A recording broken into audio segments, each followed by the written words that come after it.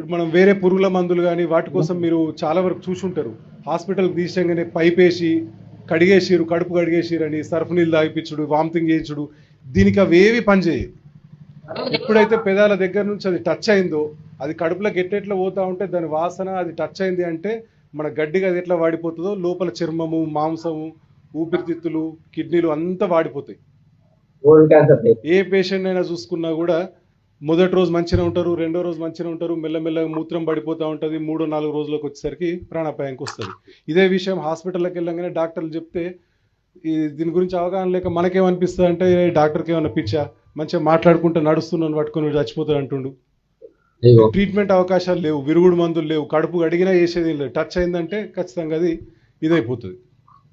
So నిజంగా మరి మనకు అంతగానం వాడుతున్నాం అంటే, నేను చాలామంది మన రైతు సోదరులతో మాట్లాడినప్పుడు నిజంగా మనం వాడేది పంటకు ఒక్కసారి.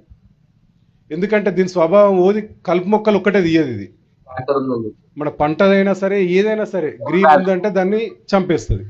సో మనం పంటలలో వాడలేం. మనం వాడేది ఎక్కడయ్యా అంటే ఓన్లీ ఒడ్ల పంట ఒకటి వాడతాం.